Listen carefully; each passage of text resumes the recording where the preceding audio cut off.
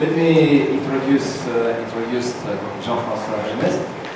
Jen-Francois Geneste is Chief Scientist of CTO Airbus. CTO is, you understand what it means? Chief Technological Officer. So, and I hope it will be interesting for all of us, and I also hope for the continuation of our collaboration. Okay, thank you very much.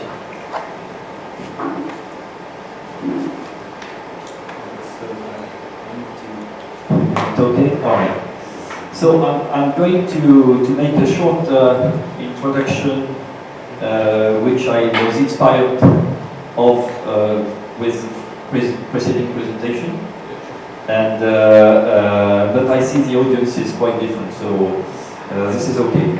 So first of all, I've been working all my career long in aerospace, and I've been working in the field of missiles, in the field of satellites, in the field of launchers, and finally more or less planes. What we call C4ISR, so which are network-centric warfare and things like that. Okay, a lot of cryptology, a lot of math and physics, and the big advantage I had in my job was that as a mathematician and physicist, I had no a priori in engineering, which is good because generally when you've spent 20 years in doing always the same thing, okay, so then you're a bit perturbed and you always say the same thing. Okay, so it's a big advantage to be open. So I will speak about breakthrough devices, okay, for leadership, because leadership is associated with aerospace since at least the last war and probably for a long time yet. It's not a real PLM thing, which I will propose you, because startups are completely different. You don't need PLM for a startup. Sorry, I need my glasses, because starting a new company on an existing product is roughly impossible, except if you are very rich. Look at SpaceX, for example, the guy is rich. Look at the Chinese who fly their first big plane, the C919, the 5th of May. They spent a lot of money in this, okay? But if you are alone or not too rich, you need to find something else to do this. So startup is a pioneering stage, and then comes the management, okay? And for you, or at least for those who would be interested in it, this is a choice of life. Really, are you an inventor or not? Do you want to live a life of adventure? And basically, this is what I will propose here: life of adventure, real adventure. So, if you are young in your mind, if you see the world in XXL, okay, then you should choose the right side of the startup and with breakthrough, okay. And when the breakthrough is accomplished, then it becomes the norm, and then you can retire, basically. Okay, so I'm going to present you now three breakthrough projects, which could be the object of a startup, each of them. And the title is Through Leadership, so I think it could bring a real leadership to the company and the country which will make it, okay? So I shall separate the three presentations, and I think the best is to have questions after or during the presentation, but you know, we will treat the subject sequentially, and then once it's over, we will treat the other one. And if I have time enough, because I have 2 hours, I will end with a fairy tale, which I will transform them into science just for fun. Okay?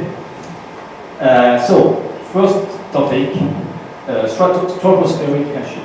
So it was a project, and Laurence is here, and very well knows this. Great project. We have presented it in Le Bourget 2013. At that time, Airbus was called EADS. Okay. I have no bias, Jean-Francois. No bias. Okay, so. I'm sorry to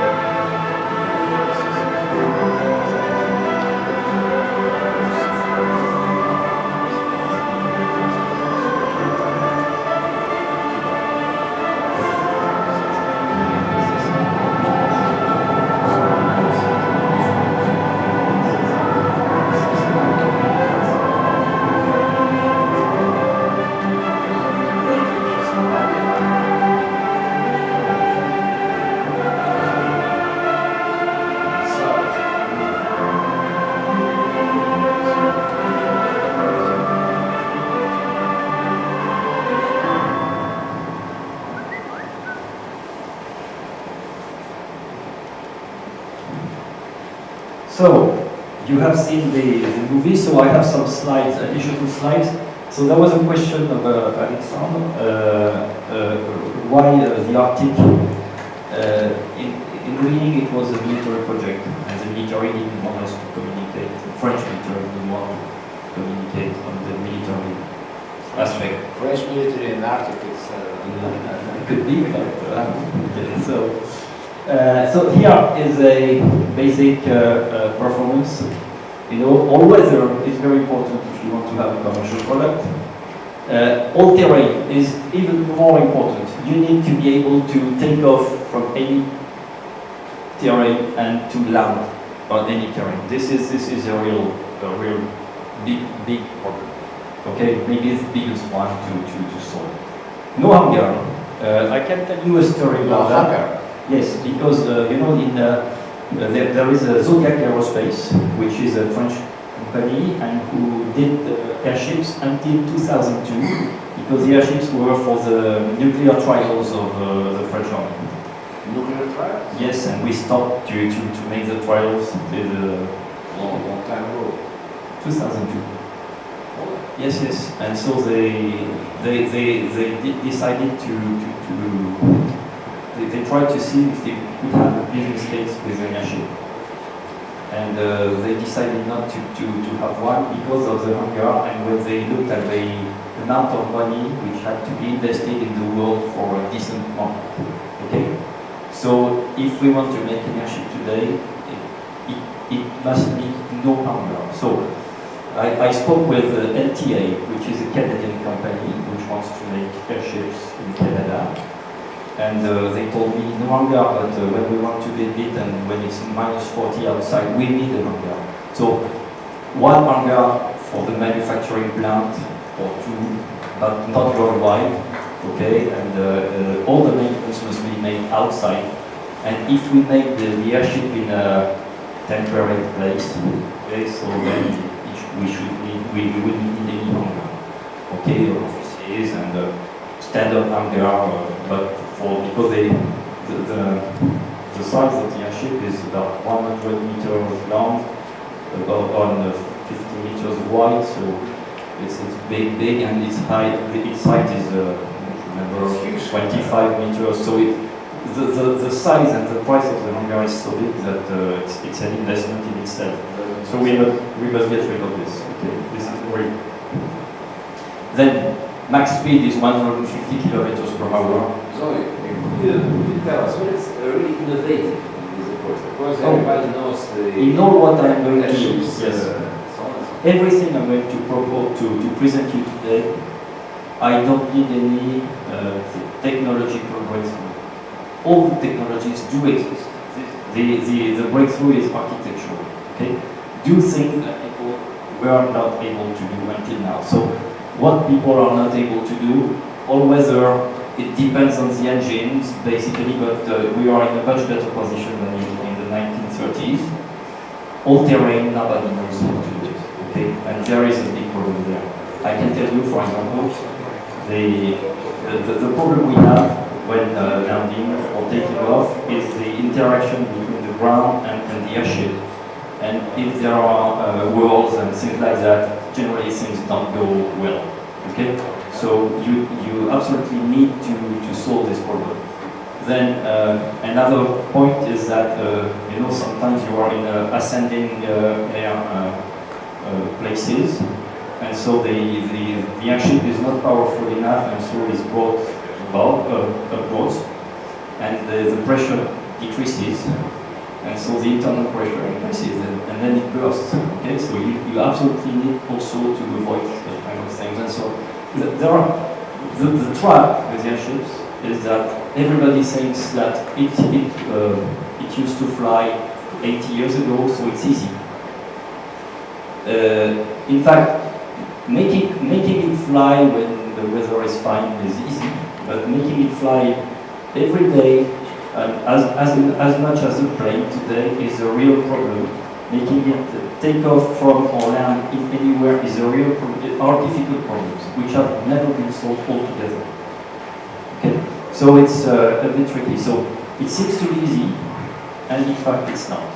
And if you look at the projects all over the world, mainly American, but also through the Brits, you have the HAB of the Brits, and you have the Lockheed Martin, and they chose hybrid concepts, and I think that these are big mistakes. When you make an hybrid,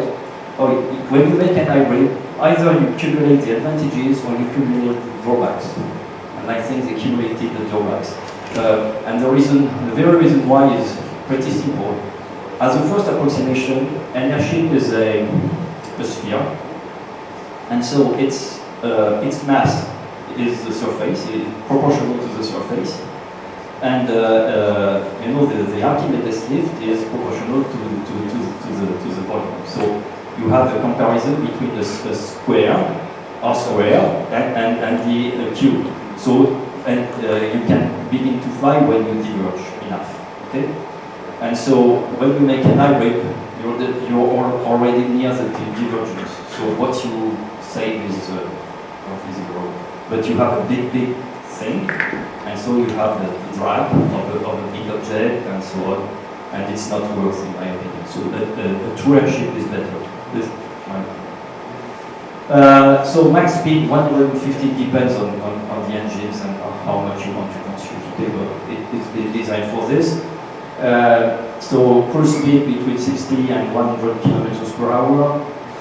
60 kilometers per hour is very interesting as a cruise speed for one reason you should know. Do you have any idea about the mean speed of the railway transport over Europe? It's 18 kilometers per hour. 18. Okay, so very small. In the US, this is 21 miles per hour. So why? Because when you look at the train, it's running much faster. This is because you have load transfers. A train goes from a station to a station, but you want to go from point A to point B, so you have to load, to unload, and so on, and so the traffic is very slow in reality. With an airship, you go from point A to point B, and this is the reason why this is very important, because you are competitive without going very fast.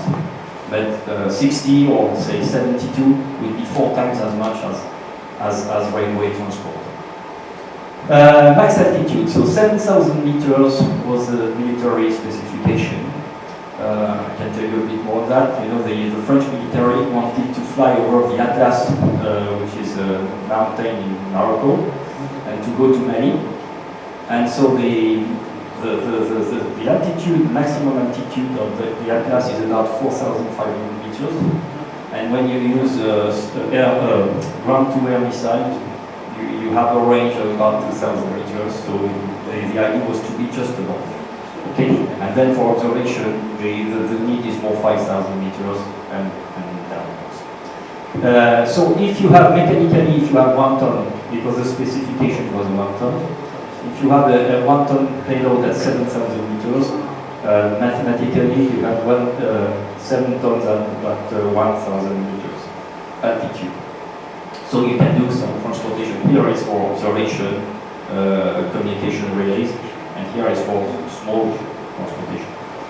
Electric propulsion, endurance 40 days at 60 kilometers per hour. And batteries. Sorry? Batteries. Batteries? Yeah. No, not batteries. Electric propulsion, fuel cells. Fuel cells, because the idea I have is if you, instead of using helium like in the movie, if you use hydrogen and you have the lifting gas and the energy, which is roughly the same, and it's a very good combination. Okay? Then you have to deal with safety because hydrogen is dangerous, but I know how to deal with this. So I would strongly recommend that we use hydrogen. I know that many people will be scared, but if we make the military program, I think that we can afford even shooting in the airship and with no explosion at all, even if it's filled with hydrogen. Due to the pressure in the fuel. So yes, I will come into The this. side is outside. Yes, so basically, if you want to have a combustion or burst of hydrogen, you need to have between 4% and 70% hydrogen, well, 4% or 90% say of oxygen in it. Otherwise, it doesn't, nothing happens. Okay. Then, if the airship I propose is a rigid one, it means that you have a rigid structure, you have an envelope over it, and this is not blown up with gas. Okay? Inside there are ballonets, and the ballonets, the pressure of gas inside the ballonets is equal to the outside pressure, wherever we are. Okay? So if you have a hole, the only leakage is through diffusion and not through pressure leakage.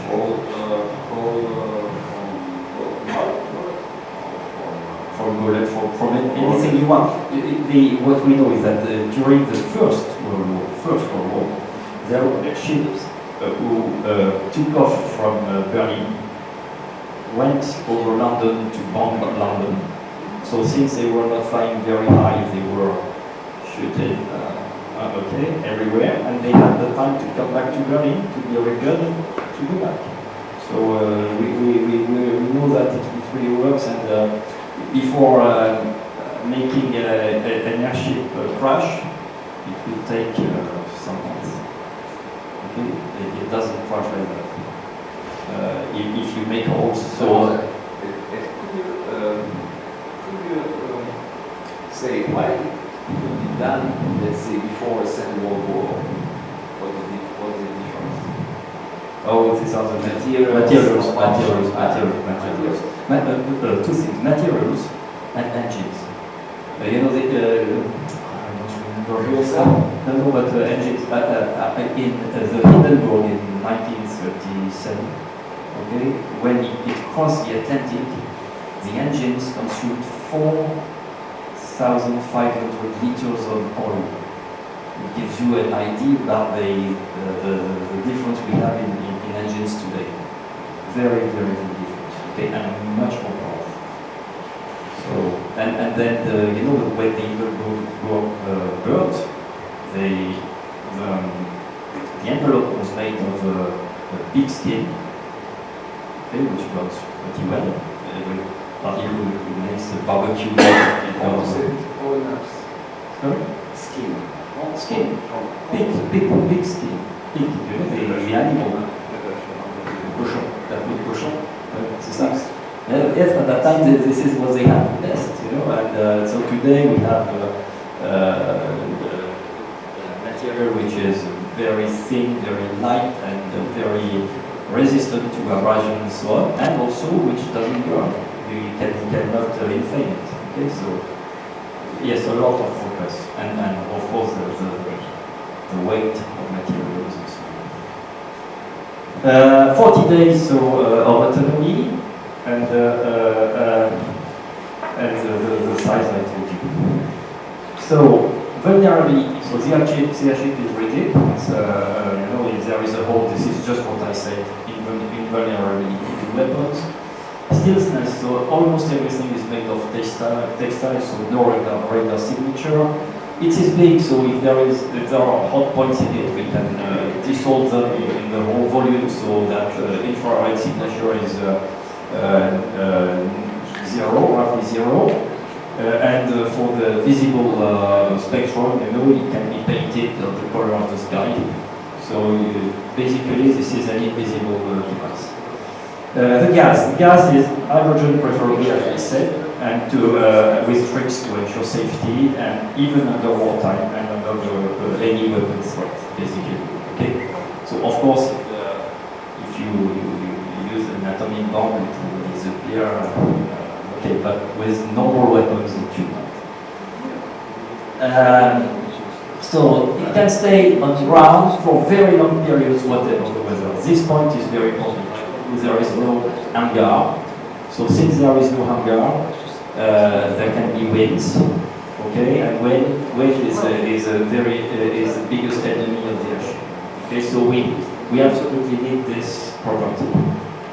pure airship from 0 to 5,000 meters altitude. You know, to go upwards, you need to change the volume of the thing.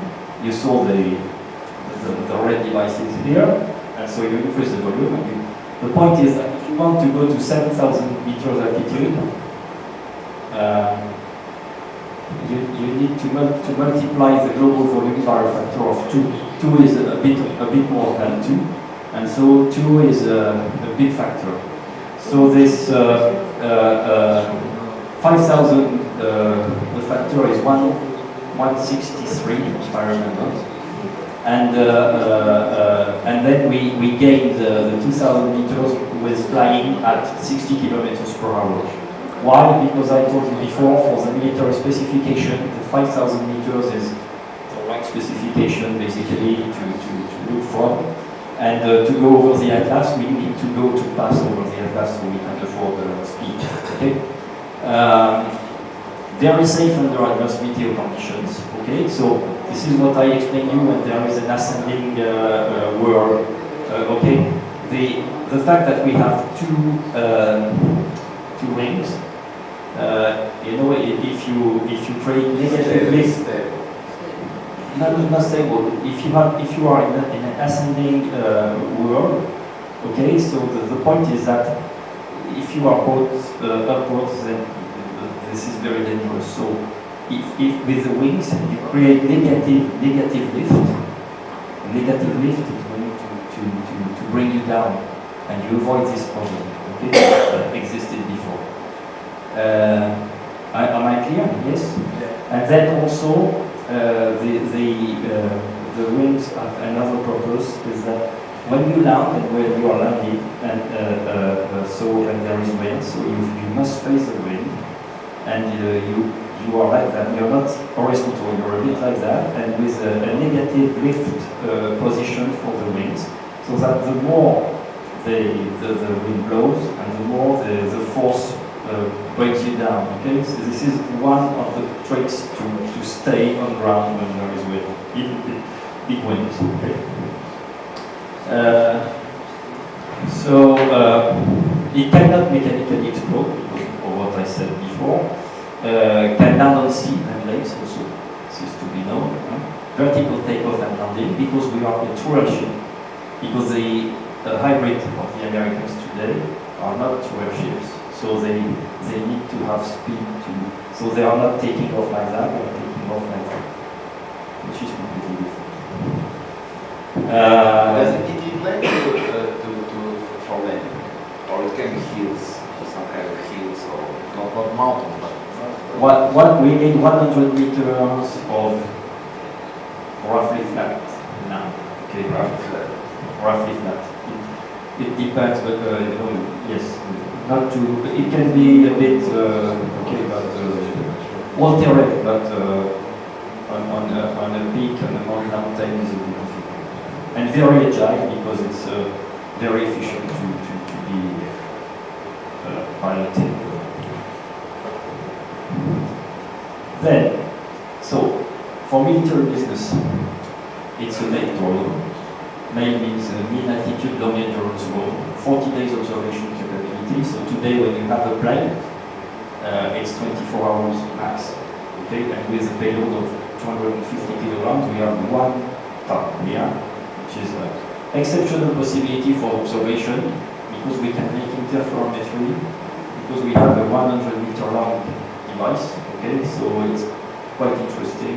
Stereo vision. Stereo vision, yes. Telecom relay over the battlefield can shoot bombs and missiles. This is a big point because when you are going to drop something from the airship, its weight is going to change, and so it would go upwards. So this airship can afford rocket bombs or launch missiles. Okay. Very good detection of submarines and tracking, because today this is a very big point we have. Today, with the means we have at our disposal, detecting a submarine, you have 2 minutes. With an airship, we would have about half an hour for detection, which is not big increase. Very good for looking at the bottom of oceans. You know, I have an interesting story for that. More than half of the gold of all the world today is under the sea, and dates back to the Spanish when they had galleons and brought back gold to Spain from South America and so on. And there were tempests and the boats sank, and so there is a lot of gold here. And we know that this gold is at about above 600 meters depth. Okay, so I have a friend working in CNRS in France who told me that if he had the airship, he would be able to retrieve all this gold with the signal processing. Okay?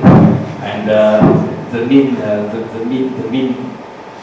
money you can make with one galleon is about 500 million euros. So you aware of that? There is a business case only for that. One business case. Yes, it's a good business case because if you do that, generally it's in the territory of countries, and generally the law is that you have half of it. Not so bad. Okay, so accompanying of ships and extending their sight zone is a very important thing, you know, because when you have a ship, and a military ship, you know, his line of sight is poor over the sea. Okay, so if you have something which is above you at 7,000 meters and communicating with you, you have a real tower to see, and it equals very much marine stuff. Okay.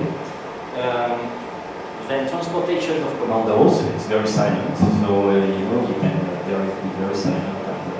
Okay, stealth. Transportation of materials, small boats, mines, vehicles, and so on, point to point, of course, on the battlefield, which is a very big advantage today. When you want to go to Afghanistan, for example, you need to go to an airport, and then you need to take a truck from the airport to the battlefield, and okay, it doesn't work very well. With this, you can deliver it anywhere. Anti-AWACS capability. This one is quite interesting because today there is no real anti-AWACS capability. With an airship flying at 7,000 meters altitude, we could have a real anti-AWACS. And it could also be a military flying hospital. Because today on the battlefield, you need to bring back the guys and so on. So this is for much more general for hospital, okay? And there is also a civil businessman. Civil businessman. So I have a bit more for that. Most of the examples are taken from Canada. So good transportation point to point without any need for infrastructure. So Siberia, for example, but Asia in general and Africa. For mining. Mining is a very interesting thing. For example, Canada, we have 2,500 mines which are not exploited today because there is no road. And the time expectation to have a road to the mine is 30 years. It means never, basically. Okay? If you have an airship, you can exploit it. And there is the real business case only for that. Extraction, wood transportation, you also have the problem of access to forest, the heart of forest. Okay. Then remote populations and territory management. You know, here is Canada, so you have very isolated people, and you must know that in such places there are people who die because they don't have a dentist, for example, because they have an infection to a tooth and they cannot be cured. And every year there are people who die because they cannot be rescued, basically. So it would be for territory management is a good. Okay. So then you have garbage management, emergency services, fishing activities. Okay. And you have rescue in case of disaster, and you avoid such kind of things. So we will compete against truck transportation in this region. Okay. And then aerial metro over megacities. If I take, so I took, this is Chinese and this is Moscow, but if I take the case of Bangalore, the big town of Bangalore is 65 million people, so in one town you have as many people as in France. 65, yes. And then the point is that today, every day, officially, right, because we don't know the real figures, but officially every day in Bangalore, as a mean, there are 10 people who die in public transportation because they are overcrowded. The ground is overcrowded, the underground is overcrowded, so the only thing which remains is to go above it and to have trips of maybe 10 to 20 minutes, you know, and to go from one point to another point and transporting people. So we could do that. It's aeroneutral, I don't know if this is the right word, but basically there is a business plan for such a kind of thing. Airbus is thinking about this, of course. You know, today there are 32 megacities, and we are expecting to have 100 by the end of the 21st century. Because people are concentrating more and more in big cities. That's all traffic jams. You know, I think in Moscow you know pretty well about traffic jams. And then the Silk Road development and enhancing. Okay, you have the PRA. I don't know if this is the right official one, but Silk Road basically. And the idea, there are several ideas about the Silk Road.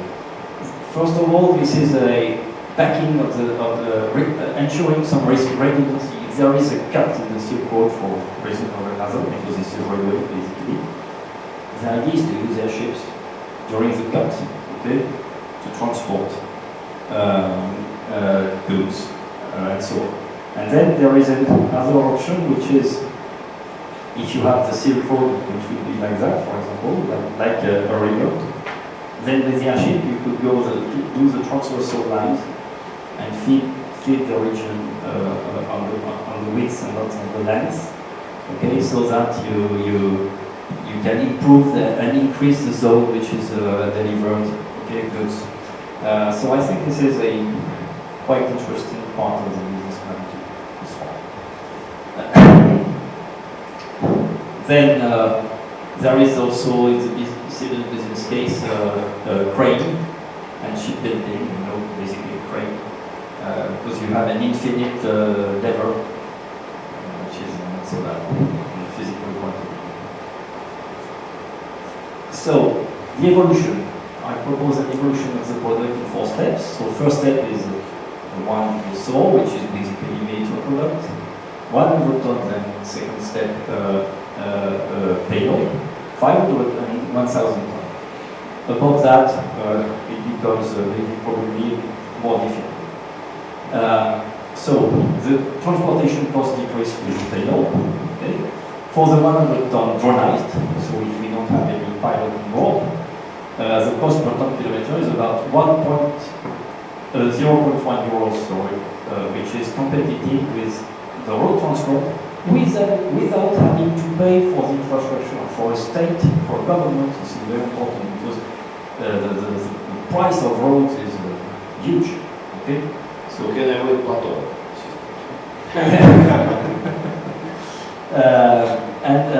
Then for military purposes, the 500 ton plus device allows terrestrial carriers, aircraft carriers, okay, which is much more efficient, much cheaper, and have survival time much bigger than ships. Okay, if you, I don't know if you know, but today we evaluate the survival expectation time of an aircraft carrier in sea to 20 minutes in case of a true war, of course. Okay, 20 minutes. And the price is about 5 billion euros per unit. So the price of such an airship would be, say, 10 times less. So you can afford, for the same price, 10 airships. And you can carry as many, basically, planes as you have in an aircraft carrier. And each airship will have a survival expectation time of, say, in a real war, 1 week to 1 month. Okay, so it makes a big difference. In addition, when you have an aircraft carrier, you need to have a sea not too far away. You go to Mongolia, for example. Mongolia is very difficult. With an airship, you have your aircraft carrier. Okay, so it makes a big difference. This is typical of interesting for terrestrial power. Okay, so I think that. Now, development plan. Unfortunately, it is much more complicated to make a small scale airship. This is rare, but this is the point. And a small scale airship is more difficult to make than big scale one. Why? This is exactly what I told you before with the R square and R cube curve. You need divergence. Okay, so once you have divergence, it's much easier. Things go well very quickly.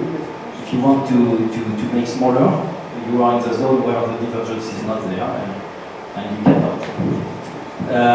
So the prototype should be scale 1. Simulations are good, but given the size of the airship, wind tunnel trials are compulsory.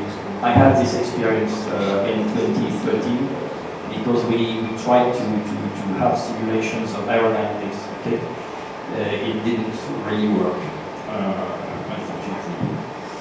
But we know what to have. Okay, so the problem is that we had an idea and it was more or less confirmed. But the main work packages are the following: structure and envelope, volume and gas management, power supply and fuel, propulsion, thermal management and thermodynamics, how to fly, okay, and drawings, of course. You mean the control? Yes, because you know this is a big system, so the time constant is not the one you are used to. The speeds are small, 60 kilometers, 150, and so on. So we need, and then we will have probably some support modes offshore because there is more deformation. So yes, we need to better understand. Hazard, security and safety, landing, maintenance, and certification all along the project, which is we need authorities there. Okay, some effort from them. Marketing. New characteristics. It's intuitively obvious to foresee a service company from the beginning, which will aggregate the global need to operate some airships. Okay? Because we can find some companies which are interested in directly purchasing one. For example, oil companies will all want some of them. But then there will be some companies which would have some needs for, say, 1 trip a week or 2 trips a week or things like that. And so having a company making service and marketing from the beginning seems to be interesting.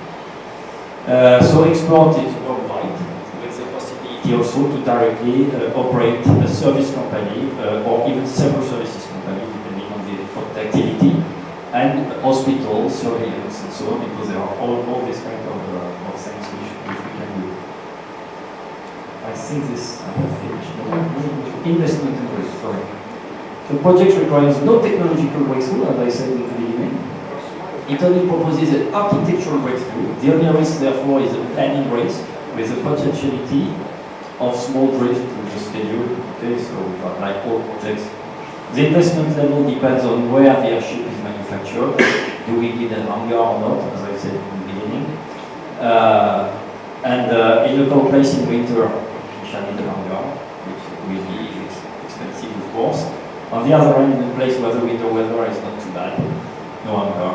Okay? And the total cost should be about, for the series, of about 300 million euros, including certification. Without certification? Including, with certification. The plan consists in a scale 1 demonstrator, which results in certification and freeze of the architecture and the manufacturing methods. Okay? So we work well from the beginning, and we have basically the schedule is 3 years until first flight of the prototype and 3 years more to have certified product service. Okay, and the recurring cost should be between 10 and 20 million euros, depending on board equipment. What about price of maintenance, repairs, and all? So it will depend on the choices we're going to do in the design. I'm expecting it to be about 10%, between 10 and 15% of the cost. Okay. Annual? Sorry? Annual? Annual, yes. And you So maybe it depends. It will depend on the choices because and on the use and where we use it, because also this is like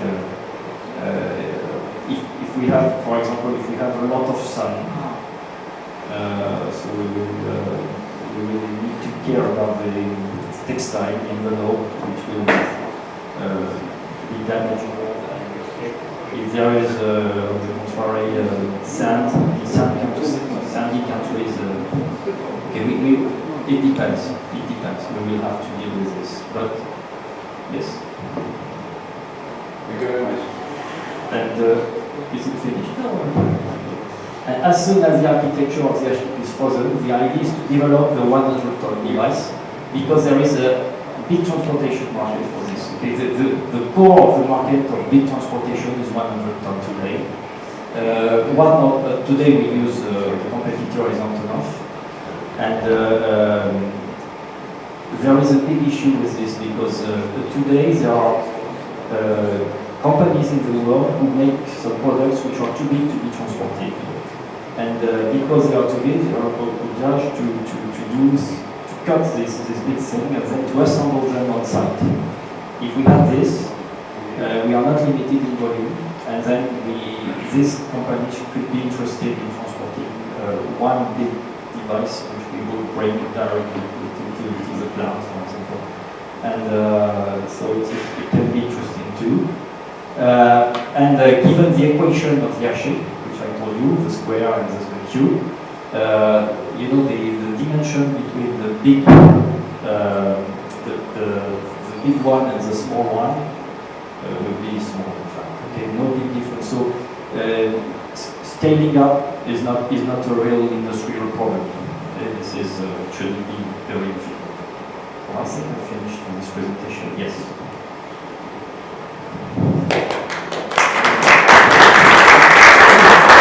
If you have any question, please, because the next subject is different. Yes. I engage. What is the difference between this aircraft and what we had before, what two dirigibles? Yes, so except availability of new materials. All terrain, all field. All terrain, all field. You can land and take off from anywhere. Okay. No. I can tell you. Just I take the case of the Zeppelin 90 today, which is a German airship. They need a mast. They need a mast to land. And the mast, when you want to bring it to, for example, there was a trial with the French military 2 years ago. Really, 2 years ago, the French military wanted to try how to use this Zeppelin 90. It took 3 days to mount the mast where they wanted it to be. Okay, and then when okay, so what I propose you here is you don't need any mast. You can land in the middle of the desert if you want. You don't need any infrastructure. Okay, but another thing, you are talking about wind-free situation, but at altitude of 1 kilometer and 7 kilometers, you have everywhere windy, and how can you manage this? Your parameters. I told you, if you want to land, whatever the altitude, you are going to land facing the just propulsion. Propulsion, but we have some engines. We have engines. We fly at maximum 150 kilometers per hour. So if you have power enough, I didn't say that the power on board is 1 megawatt. Okay, 1 megawatt propulsion. So it gives you margin to go against normal winds until 150 kilometers per hour. And what about wind? What about wind? No, but if you fly, maybe what I can say. The surface is huge. Yes, but just remember. And the drag is Just remember, in 1937, when the Hindenburg crossed the Atlantic, its maximum speed design was 85 kilometers per hour. And during its 2 years and a half of exploitation, the mean measured speed was 125 kilometers per hour. Why? Because they used the winds. And the shortest pass with an airship is not orthodromy. Okay, this is it depends on the wind. So this is like if you have a sailboat. Weather dependent. It's not weather dependent. It's weather dependent for going to point A to point B. But you can afford to go from point A to point B in a minimum time. Okay, and the minimum time you calculate it depending on the weather conditions. But you know that if you use the wind in the right way, you will increase probably the speed you could afford only with the engines and if there was no wind. Okay, this is what the Germans did during the 1930s, and in both sides of the Atlantic. Okay, from Germany to the US, and from the US to but this was not the same trip. Okay, and depending on the wind of the day, you look at the meteor and you say, today I'm going to from A to B, but instead of doing this, I'm going to do that. And you have it. For instance, in Arctic, balloons, high pressure balloons, at altitude of 40 kilometers are moving with velocity more than 60 kilometers. Yes. Wow. During winter time in one direction, during summertime in the other direction. Yes, yes. How can you go? But you are going to plan your trip, and your trip you are going to plan it. You have. So you wait Either 1 you- year to travel in this This is not like planes. You don't have the line which does the same, which is the same every day. It depends on the day, and you're not obliged to stay at the same altitude. It's too strong here. You go here, and so on, and depending on where you are. This will be the interesting part of piloting such kind of things. Okay, to find the best trajectory, the optimization of it. Yes. What did you say? Don't you think that this is a concept that implies all our new infrastructure? Because today airplanes are flying in the drone and other lines that are well established and clear, and they have good layers, so for the control, for the air control service, it's quite easy to identify where all the planes are. Yes. But if you have, like let's say 10, 15 of these straight line moving without communicating the route, I mean, it gets more complicated, and then you They will be managed, they will be communicating their routes, they will have anti-collision systems and so on. Okay, it's like planes today, so except that it's a bit different than a plane, but it's not a huge problem. It can be managed very easily, and in addition, it's big, it doesn't fly very fast, so you have time, the time constant are pretty big, so yes. So I also have a question about the management and the route management and safetyness of Control. not exactly control. So for example, we fly at 7 kilometers, 10 kilometers. We have I don't know, Airbus A380, which produce very powerful tip vortices and which can live for hours in an atmosphere and descend to 7 kilometers. What will happen if so powerful tip vortex will face with your airship? Nothing. Nothing. Nothing. You know, the airship floats, so maybe if it does this or that, it doesn't really. You did experiments? No, it's okay, but you know, what is the problem with the plane when it crashes? This kind of thing floats. So, and then what does happen? If you have a problem, you stop the engines, you're waiting for stabilization, and then you start again. So it's not a real problem. Yes? what are the advantages over the traditional satellites, optical and radar satellites for remote sensing implementation actually in Arctic? Oh, the advantage is that you are between 0 and 7 kilometers above, so your accuracy is much better. Okay, you can have stereoscopic vision because of the size of the device. Okay, which is not so bad too. You can have, so this is for observation, and then you can have a data relay device. You know, you can transfer, you can use it as a kind of antenna. So, but what are the advantages? Because traditional satellites Compared to make satellites? absolutely the same. But satellites, you don't have telecommunication satellites when you are in the Arctic. They are not. Remote sensing satellites flown by sun-synchronous orbit. Therefore, you can see it twice per day any place on the Arctic. And the situation in the Arctic automatically change every 3 days. So, how many these ships we need to provide full coverage of the Arctic area? No, the idea was not to provide full coverage of the Arctic. Is to, I said the communication was above the Arctic because the military didn't want us to communicate on the military stuff, okay? However, if I take an application for the Arctic stuff, you have a company, oil company, which has to deal with icebergs.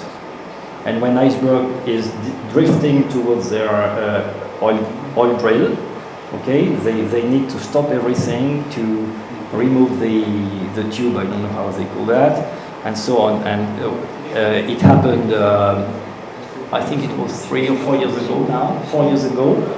They asked for satellite images, and they were refused the images by satellite. So they were ready to buy such a ship, to have their own device for their safety. Do you have a patent for that? There is only one patent on this, and then I stopped because Airbus decided not to. I would have about 10 to apply. Yes? Could you comment on the direction of the tornadoes and hurricanes? Obviously, if hurricanes and tornadoes, obviously, if they're close enough, there will be no point of escape. What is for average size tornado or hurricane, what is the distance basically avoidance distance for that? So, and what's the time to escape? The distance I don't know, but you know it depends on the winds. If the wind blows straight ahead, this is not a real problem. Now the problem is there are words. Okay, so this is but for hurricanes, the idea is that we look at the meteor. There is a forecast, and you go away. Even if we need to do 1,000 kilometers, it's not that far away, and we wait for the hurricane to stop, and then we come back. Yes. Thank you for a great lecture. I have 2 comments. I think for the urbanistic use, like a big city, the problem will be parking. So parking agents will charge you a lot for parking the thing over the city. But it will be great to go from the city to the dacha, which is a country estate. In Russia it may fly. And another comment which I want to make, why in Russia it may fly, I just read in the news that Russians started to buy lots of Greek islands. So why not to sell an island together with an airship? Interesting. Because then there is no parking problem, and you can go there, you can show up. But thank you very much. Unfortunately, I can't stay for the second part. Thank you. Thank you. So, I'm going to the other one. So, sorry? Okay, stratospheric platform. So, I begin with a small movie once again, and then we will go through it.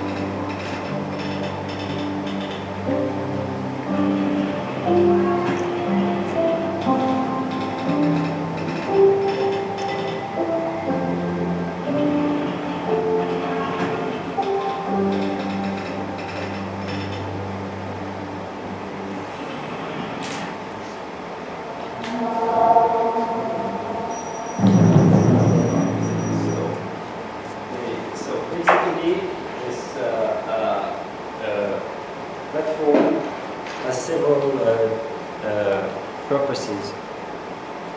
First one is to make of it a runway for high supersonic planes, actually, to take off. So there is a little problem because it's a movie with 20 kilometers. Now it's 40 kilometers. 40. And the idea is that you bring the plane, passengers board on ground, we put the plane on the lift. It goes upwards at 80 kilometers per hour. At 80 kilometers per hour. So in half an hour you are at 40 kilometers altitude. Then we use the platform as a runway, and you take off. You go down by 10 kilometers at 30 kilometers, and you have reached Mach 3. And then you are at 2.5 hours from any point in the world. So the total trip is about 3 hours, Mach 3. The plane is not too big. You can fly overland, okay, 15 passengers basically, because the shock wave will not go to the ground. Since you are always flying in atmosphere which is not dense, consumption in the end will be less than a subsonic plane, and you will go 4 times faster. Okay.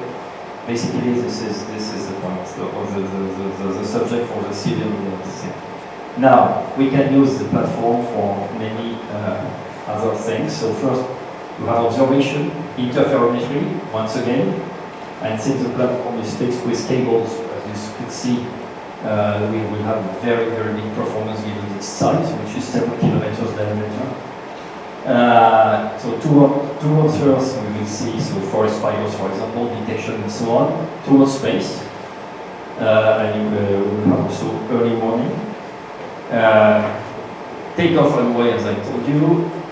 Landing for the plane is landing on ground, a normal plane, okay? Launch pad, and we would save basically at least one stage of a launcher, one stage enough. And defense, power lasers for targeting satellites, power lasers for killing ballistic missiles over the territory they were launched from, anti-missiles, air-to-surface missiles against drones, AWACS, and surface ships, intermediary power lasers against drones, AWACS, and so on. Okay, so a lot of military applications once again. So some technical details. The platform is designed like the airship, basically. So this is basically a rigid airship once again. It is therefore invulnerable to weapons. Okay, so if you want to make it crash, it will take at least months. Hydrogen is no more a problem given the altitude because there is so little oxygen there. There is no need for technological breakthrough once again, just architectural. The intermediary balloons, which you saw along the cables, are for relaxing the problem of mass of the cables, which is well known in mining industry. For technical reasons, it is most probable that we need to feed the platform both in hydrogen and electricity from the ground. Such supply will go along the cables, of course. And the design of the lift is a whole project in itself because of the targeted speed, which is 80 kilometers per hour. We need to go upwards very quickly. The different possible applications, so I'm coming back on what I said before. So aeronautics, passengers board on ground, and the plane is filled with fuel on ground. Ascension takes half an hour, the plane takes off from the platform, and when it leaves the platform, it's not so far from Mach 1 as a speed.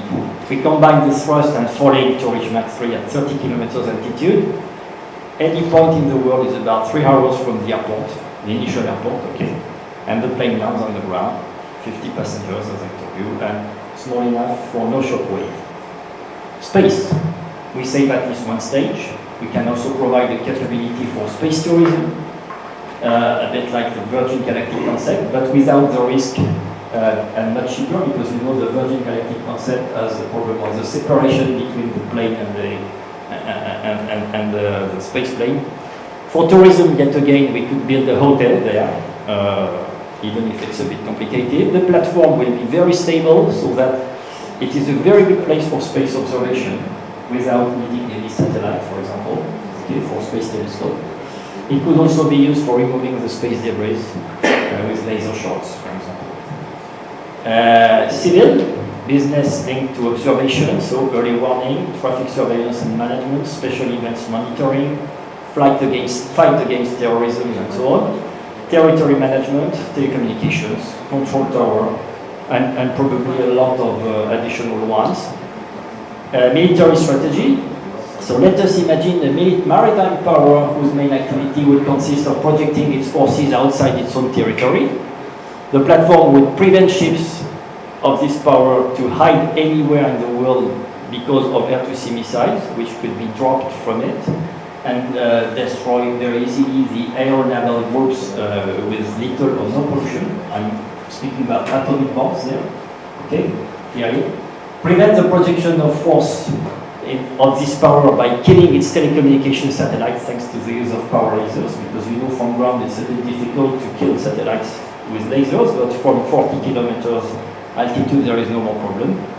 And it would be a major breakthrough against the American superfuse concept. I don't know if you're aware of this, but in the last 10 years, the Americans have developed the superfuse concept, which consists in, there is a limitation in the number of warheads. So they didn't produce more warheads, but they increased their efficiency by a factor of 3.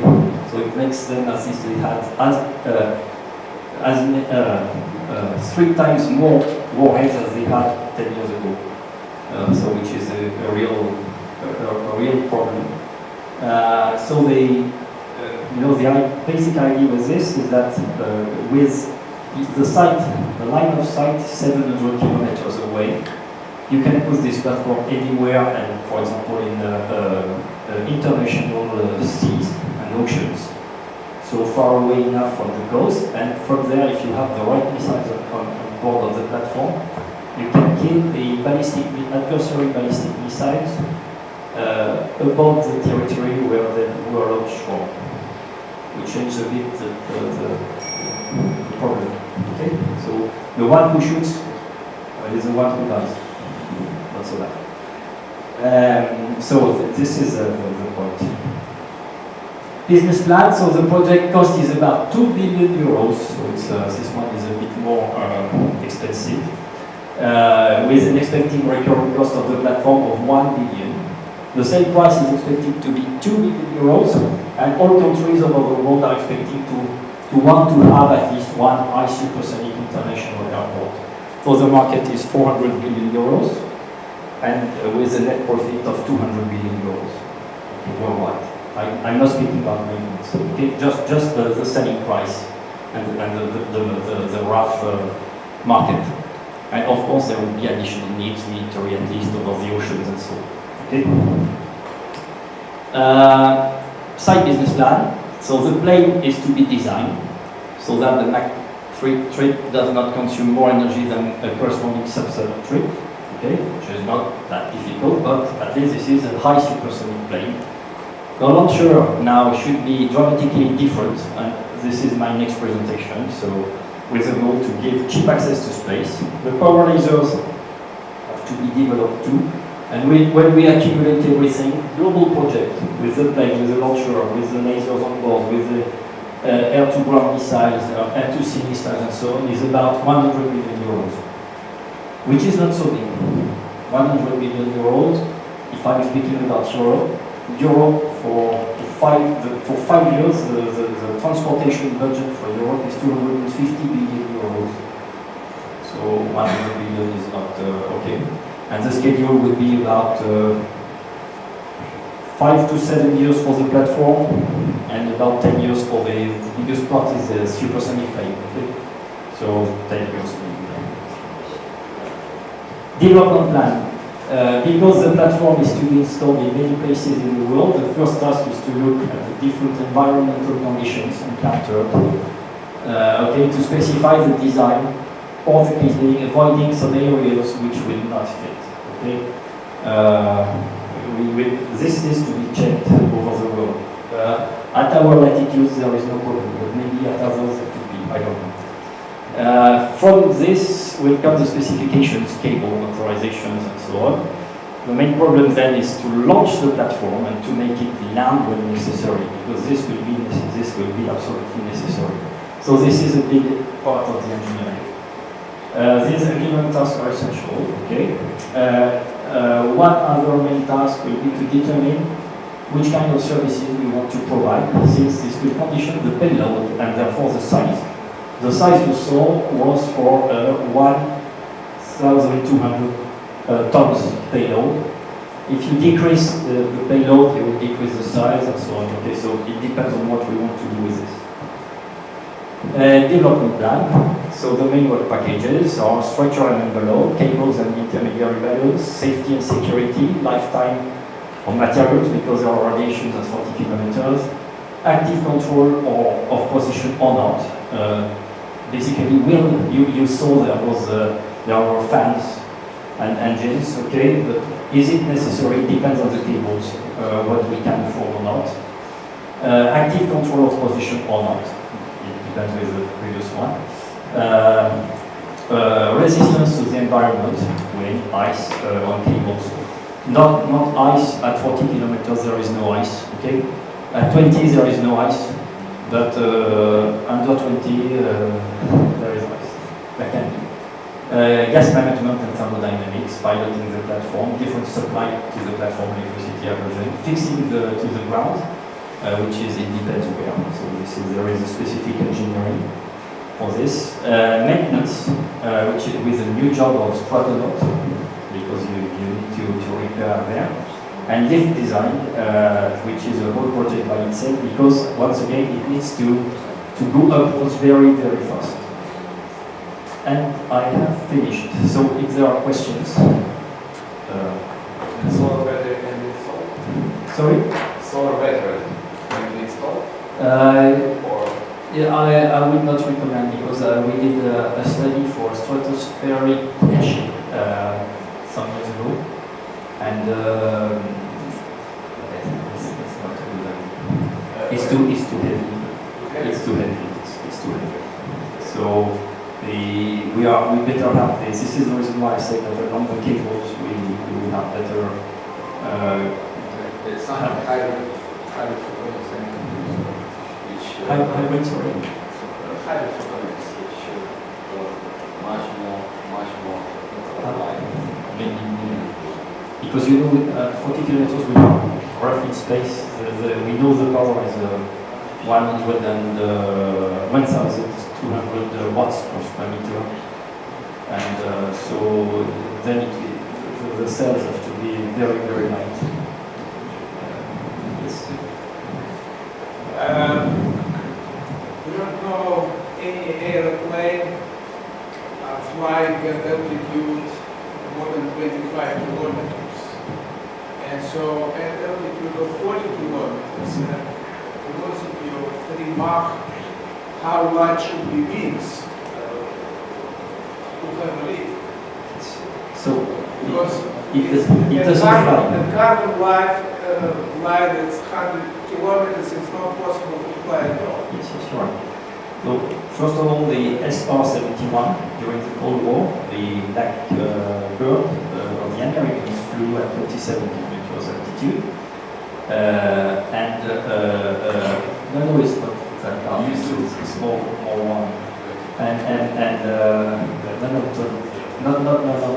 The U2 was 21, but the SR-71 was 27, and so when the plane takes off at 40 kilometers altitude, it doesn't fly, it falls, but it accelerates.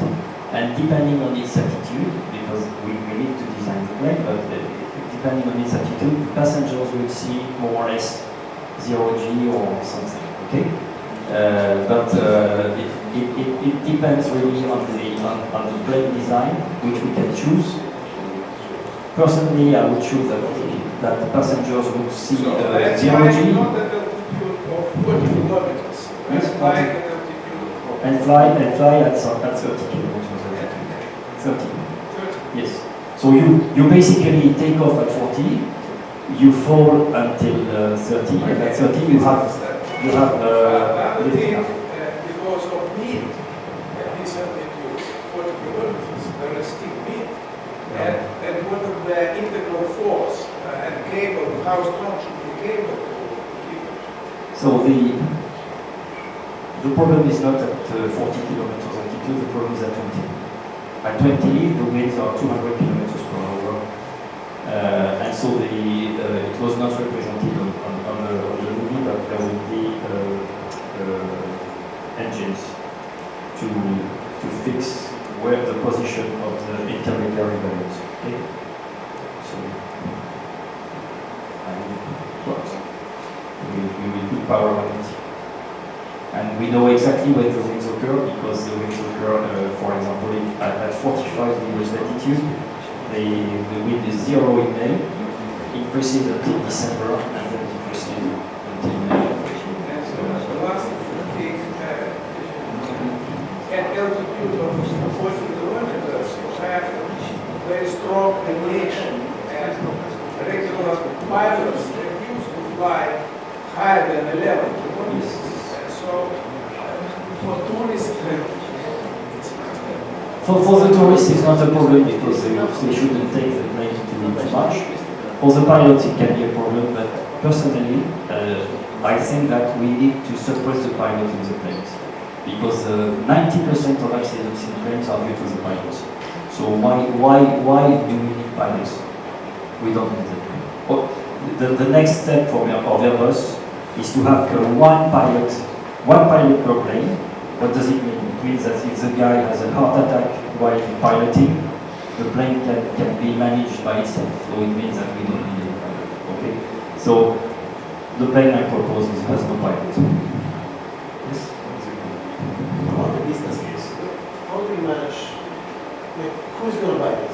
Because at the end of the day, if I'm going from Rome to Moscow or from Moscow to Greece, I do not really need an plane on a tree, but I need a regular plane.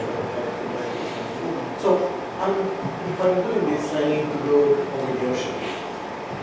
And I will be ready to spend a lot of money, because today there is a new company which is developing a new supersonic airplane, and it's targeting $5,000 per seat, and it's targeting 20 seats.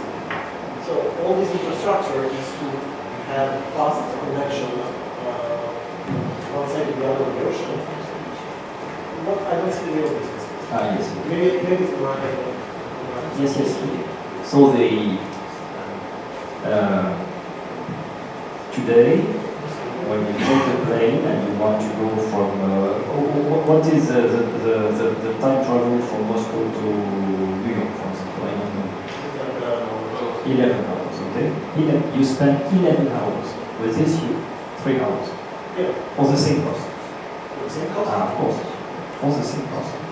Even maybe less if we suppress the pilot.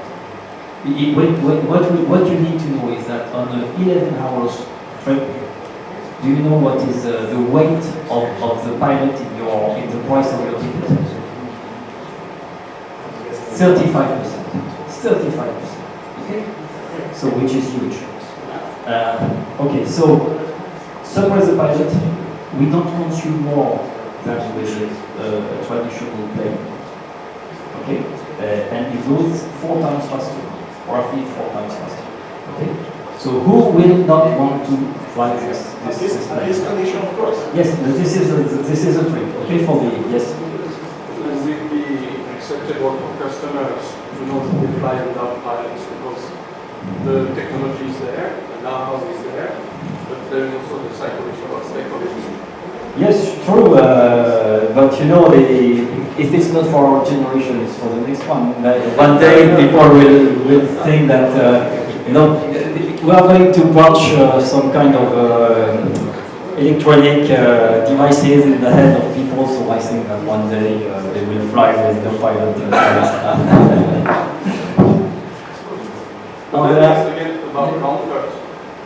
When the plane takes off and falls, Yes. Stability during the fall is not guaranteed, because the plane just, because of angular momentum, just... You're right, but it will be some thrusters everywhere. Okay, So stabilizer. yes, yes, like a space. This is not traditional plane. There will be thrusters to stabilize it. Of course. Yes, yes. Because we saw that, with this guy who jumped from 39 kilometers Yes. altitude, which is Yes, exactly. But there will be thrusters, and even to take off and accelerate from the platform for the plane at 40 kilometers, we need thrusters, ramjets, and things like that. Okay? We cannot afford the traditional engine. We need something else. Yes, sure. But at 30 kilometers, we can. Yeah. Okay, so there will be some kind of hybrid propulsion. Okay. So the next one. All right. So launchers now, and there is also a small movie.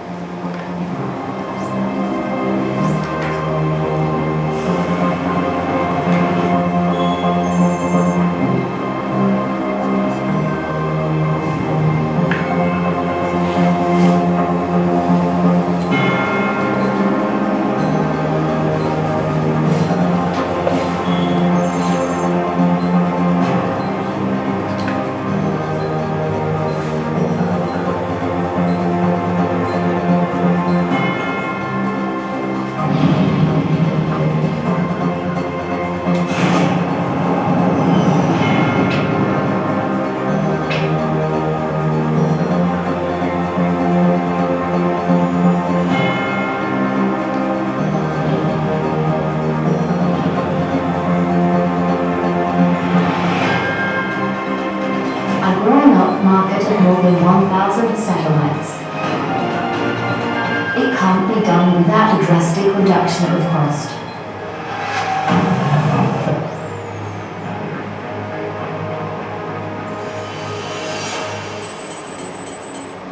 The rocket is an assembly of identical modules.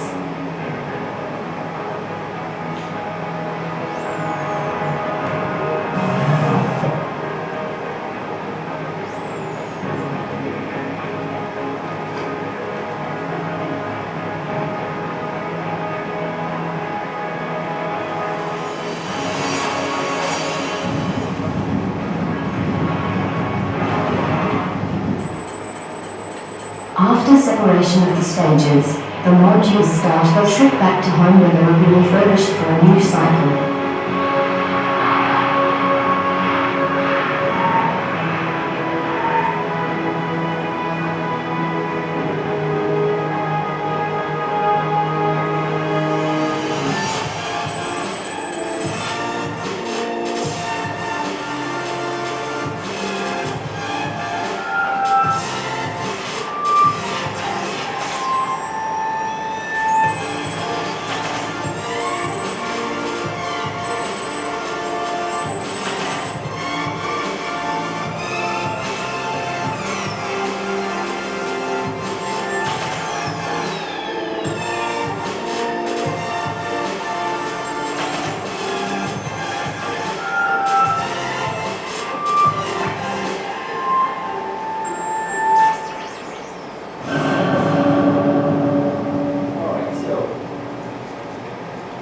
So the point is the following. Today, if you look at the launcher makers, so Boeing, Lockheed Martin, Ariane,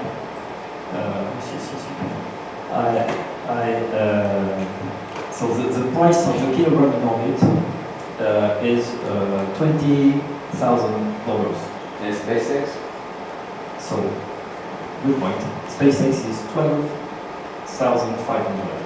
Well, 12,500. So I can tell you that, yes, I can tell you the dramatic situation in which we are in Europe, because Ariane is $20,000. We are $20,000. 20,000. Ariane for 1 kilo. And that like Boeing and Lockheed, I will tell after a while, and the problem is that we are merging Airbus part and Safran part to target 14,000. When our competitor SpaceX is at 14. when our competitor is at 12,500, so it's already lower than what we are. SpaceX, you mean? Yes, they are already lower than what we are targeting, and they are targeting 4,000.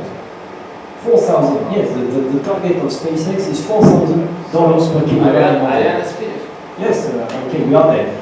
So the point is, why are we so expensive as Ariane, and why the Boeing and Lockheed are at the same level?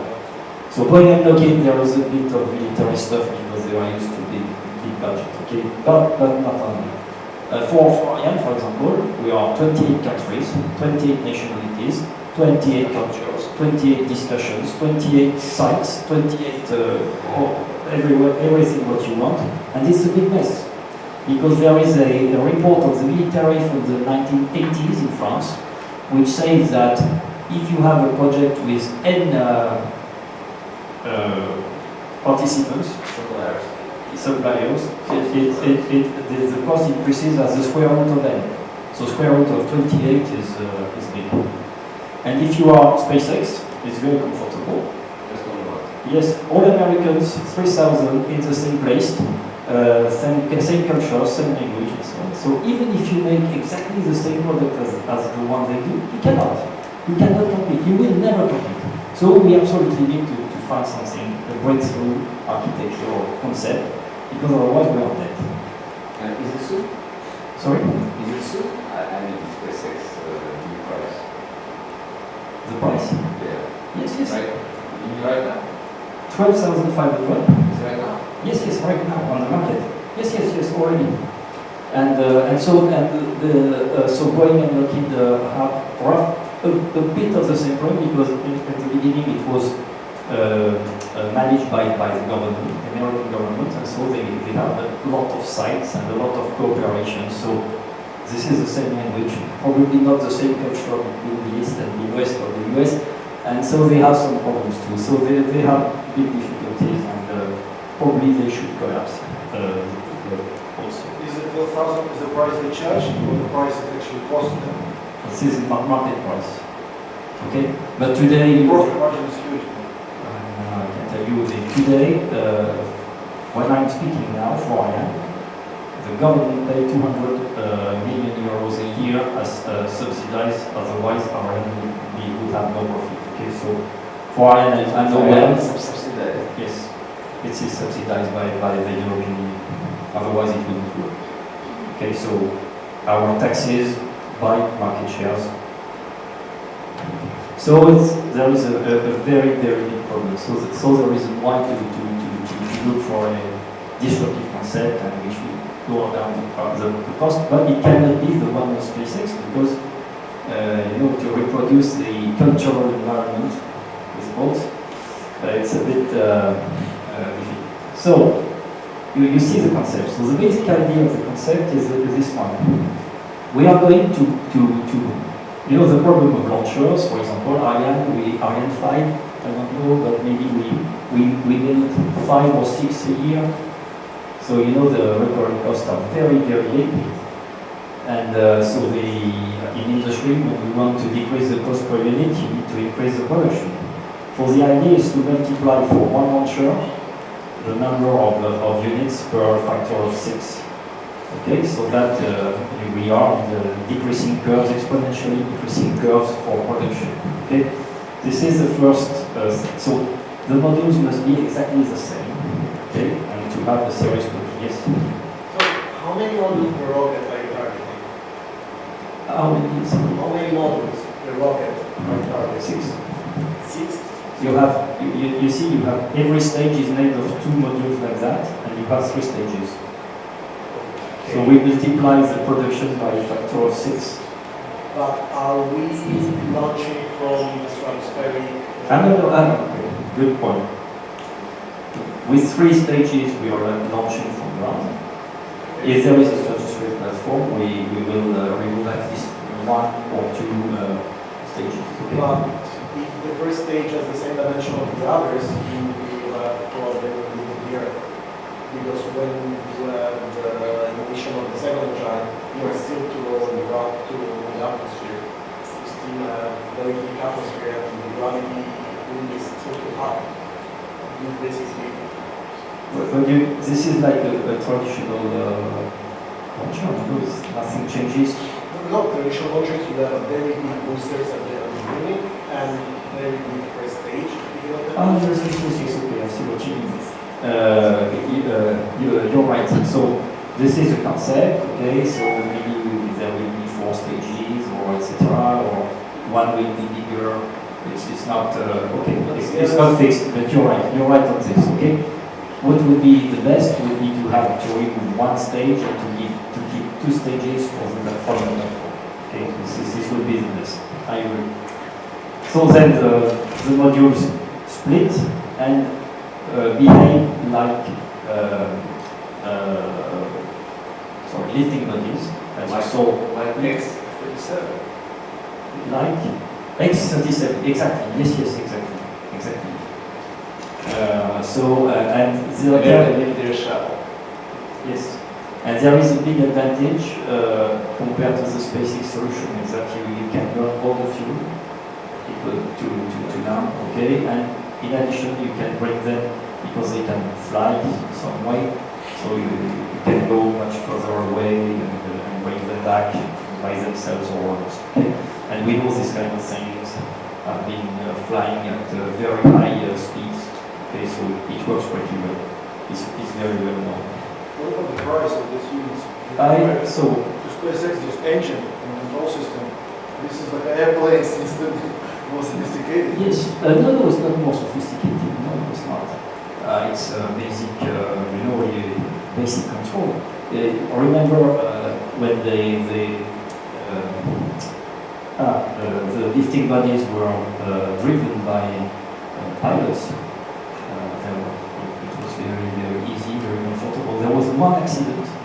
I don't know, I'm a bit old now, but did you see the American soap opera, which was called the $6 Million Man? You don't know that. So this was the first movie who was made with a bionic man because he was repaired. He had an accident, and the first images of the movie was showing this accident. This is the only one that ever occurred with such kind of lifting body. And the reason why is very simple. At that time, they didn't have automatic pilot, and they put for trial a small pilot. And so the small pilot couldn't see when he was to land the ground, and so he made the mistake because he was too small. If he would have been taller, he would have. And so he had a problem in the eye and so on. And this is what made the idea to the guys to make a movie on this, and there was a series and a lot of results and so on. So, it works pretty well, and there was no problem. The only purpose of this calculation is to go down the cost. Okay, it's not. There is no. Once again, we know how to do this. Okay, it's been done basically. So the basic idea is to multiply as much as possible the number of the identical modules in order to have decreasing costs. The concept applies as much to small launchers as big ones, just for enough scale. However, if we combine many small launchers with many modules, this is much more efficient. Okay? Why? Because I made a study in 2007 now. At that time, I was not working at Airbus Group, I was working in Australia for the space business unit of Airbus today. And if you make some fractionation of big telecommunication satellites, and I proposed at that time to cut the big satellites, 20 kilowatt satellites, into 40 small units, then you can reduce, you show very easily that you can reduce the cost of the channel in orbit by a factor of 3. Okay, so substantial. The point is, if you want to do that, you must have cheap launch. It means that every small satellite must be launched by an individual launcher because the probabilities must be independent. They are not, for example, if you take a big launcher and you put 20 satellites in it, if you have one failure of the launcher, it doesn't work. Okay, so all mathematicians will understand that. So we need small launchers and cheap launchers. Okay, so this is the point. We can fractionate. So why would we want to fractionate? The idea comes from the Americans, military Americans, once again, because when there was the first Gulf War in 1991, they ordered a satellite telecom over Iraq, and the satellite went to the right position after the war. So they decided to trigger a program of they call responsive space, with 3 tiles in it. And one is, I need something, I want to have it in 2 days in orbit at the right place. So you need to see what it means in terms of logistics behind that. Then if I am a bit more if I have a bit more time, I think the second tier is about between 15 days and 1 month. And the third tier is 1 year. But when you do this, you cannot afford to make a satellite which, I said before, 18 months. You need to have things which you can customize very, very quickly and so on. So, and series. And so small satellites, small power, but a lot which you can launch like that is probably the right way to do things. And this will lower down the cost. So I think, personally, I think that, today, the American military are developing this in the US, and this is purely new. And the day when they want to kill the telecommunication market, civil one, for satellites, they will just need to say, oh, you have the right now to go to civil. And all the other actors will die in 2 years. This is the Damocles sword above our heads, basically. Because they will cut the cost by a factor of 3, which no industry is able of doing this to. I open. With this technology, you're more or less limiting yourself to the Earth use. With SpaceX, for example, they can land with the same technology at Earth, at the Moon, or at Mars. With this technology, you're limited to the atmosphere kind of conditions. Is there a problem, or you don't want to explore the Moon? Or? If we want to go to some other planets,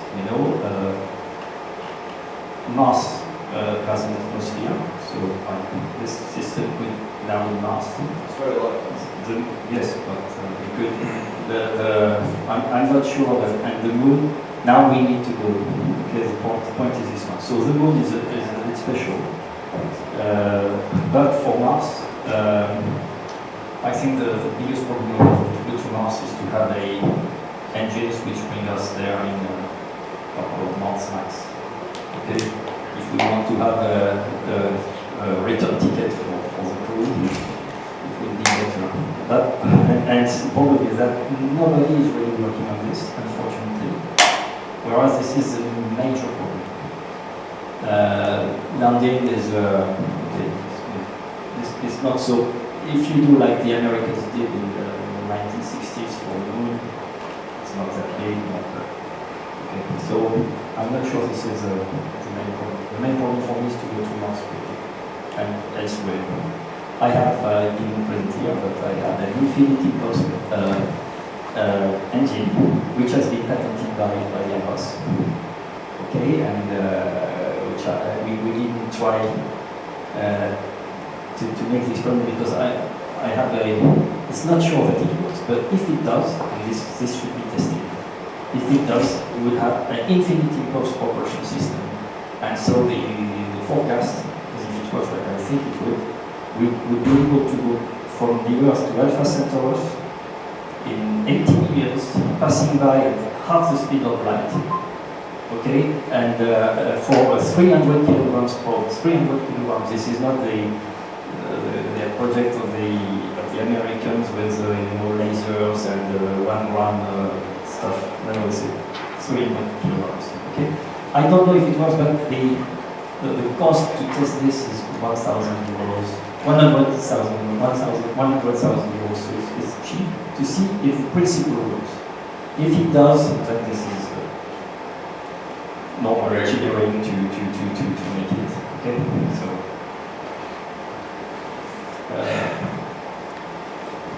Yes, so the principle is the one of lifting bodies, invented in the US in the 1950s. So there is a whole story. I can advise you to read the book. There is a book telling this story, how it worked. You know, this was a guy was not fired, but he was not in a good position in NASA, and so he said, if we take a cone and we cut it into two parts, and the remaining part should fly. And they said, no, it's not possible. So he made the mock-up. He took a rope and put it on his Cadillac and ran on the runway. And when the guy said, but it works, and then he started this thing. It's crazy, you know. Then today this science is well alive. X-37B. The advantage of the gliding modules make it much easier to get them back and so on. So I put in the movie 5 times reusability. I don't know, but there is no reason why reusability would be infinite, and there is no reason why the optimum would be 0. So it's somewhere between 0 and infinite, and let's say infinite number of 5, why not? And the optimum must be an optimum in terms of cost, okay, because the driving parameter is cost here. Development plan. So we propose in fact making the demonstrator for very small launcher first, because it's cheaper, of course. Is like X-37B? Something like X-37B? Yes. Well, once this works, we propose to design a real commercial launcher, as you can see this, okay, of the market study and so on. So small launchers, I'm in favor of small launchers and many launchers, because this will decrease the cost in the end. A science study to determine whether such concept will provide more safety for manned flights can be interesting also, because you know, if you are above and you can fly back and with diving, I think it's for manned flights it's better. Applicability for launchers allowing to land on planets with atmosphere. You know, I answered the part of the question already. And finally, recalling the third stage needs a trick, because you have the re-entry phase and you would need not to burn. Okay, so we can think about tricks to solve this. And I finished. What time is it?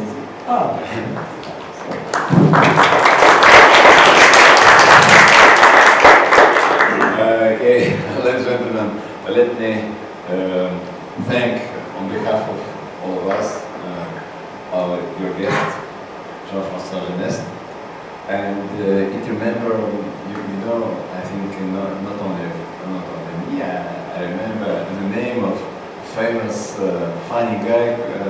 His name is Tsiolkovsky. Okay, so sometimes very funny, very strange ideas. Make